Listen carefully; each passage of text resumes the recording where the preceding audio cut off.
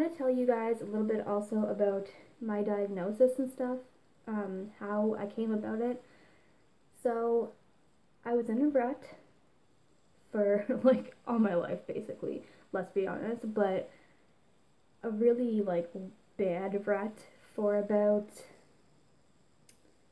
I don't know, I don't want to say constantly, at least, I guess, like 2 years. Um, I was just moody, but really moody, and that's a bad word to describe it, but that's like the best word I can use. Very shifty almost, and very agitated, and just, I don't know. And then finally, I moved away for school for 2 months, and it was great. It was like a refresher, basically. Like, I was out and about and just living my life, and then I came back, graduated, and just fell into this rut and ended up needing some pretty serious medical attention. Um, this happened this past summer, so summer 2016, and I needed this medical attention for the whole summer. Basically, I was pretty much a danger to myself. I'm not anymore. I am also just, if anybody sees this that I know, I want people to know that I'm pretty stable for the most part. Of course, I will always have my ups and downs because this illness never goes away. But by me making a video talking about it and shedding awareness, I don't want people to think that that is me now and it's always going to be me, because this was a time in my life that I was really down, and we all have those times in our lives where we have a really hard time taking ourselves back up. So I shouldn't be judged for that, because everybody has those kind of times. Mine just required medical attention, and it was really, really bad. Basically, I went to the hospital and got diagnosed.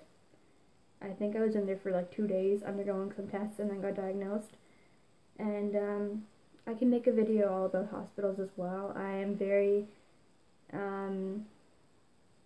for and against, but I'll totally make a video about that someday.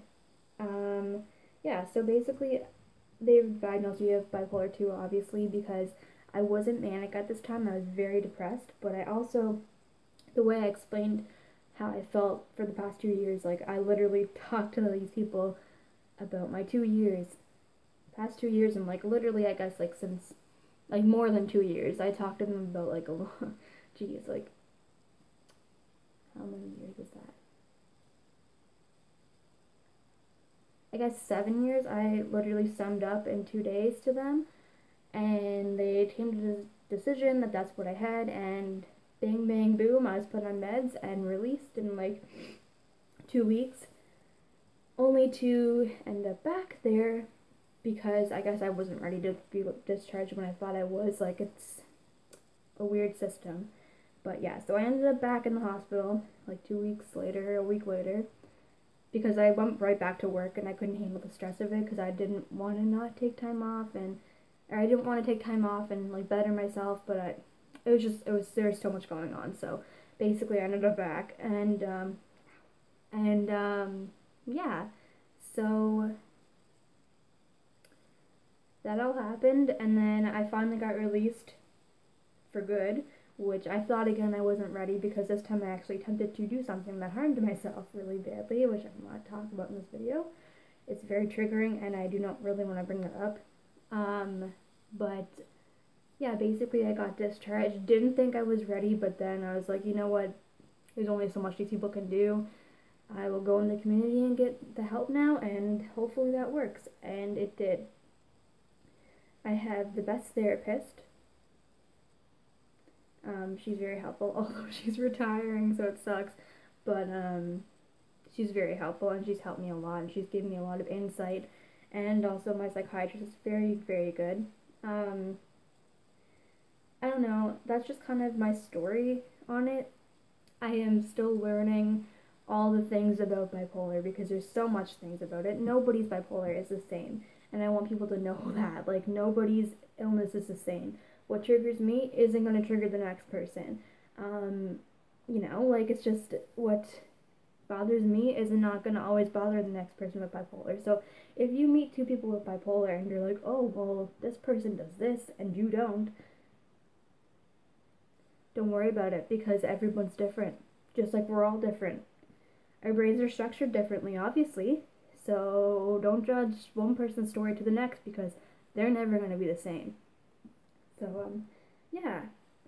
And basically, I want to say that since being diagnosed, I have had a lot of people give me feedback. I have like opened a new era of my life, basically, for helping others who don't have the voice that I do because of the stigma surrounding mental illness.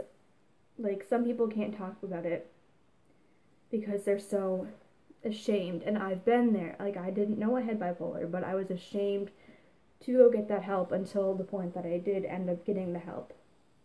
But those of you who do have an illness, even if it's not bipolar, do not, sorry, I keep with my strings, do not be ashamed, because literally there has been so many successful people who have had an illness mentally and have still succeeded. Since my diagnosis, I have got three jobs that I absolutely love. I have had like 4 jobs since, but 2 of them weren't actually what I wanted to do. I found my passion. I found what I love to do, and nothing's holding me back now, because I'm trying to maintain myself to be healthy, right? So basically, if you think you have bipolar, don't just brush it off, because it can be treated and it will never be cured. You'll always have it, and that's something that I know, and it hurts a lot, because some days I wake up and I'm like, I just want to have a normal brain, but that's never gonna happen. So I have to just live my life each day and be happy and be thankful for the good days, and be like thankful that I've had some not so good days, because it shows that the good days will be there, and they'll be brighter than if I didn't have it, in my opinion. I don't know, I appreciate a lot more things since I had it. I don't know. And so basically this video is going to be super long, so I'm going to cut it short here. Short, it's not short. And I just wanted to say, guys, not happy, but happy National Bipolar Day. This today is actually Tuesday, the 28th.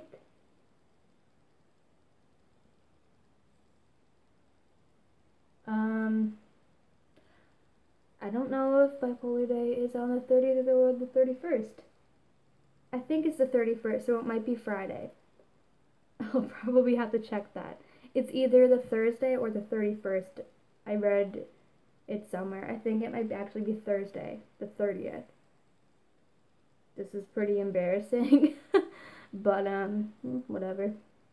I've had a busy 2 weeks. I'm looking at a calendar in case you're wondering what I'm looking at. But yeah, this is Tuesday, so I'll post this on the actual day, and by then I should probably know. I just seen it on my Facebook one time, because I get all these ads about bipolar because I post about it and stuff.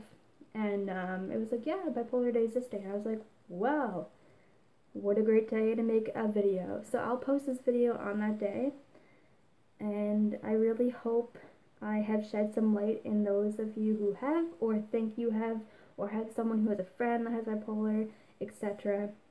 I hope you guys have taken something from this. And I will also make a video super soon, because this, I can't stress enough, on how to help people who have it, and how people who have it want to be viewed and stuff like that, if that makes sense. So yeah, stay tuned for more content about mental health. And thank you guys all so much who support me so far. I appreciate it. Yeah, have a good day, have a good week, have a good weekend, and happy, not so happy, Bipolar Day.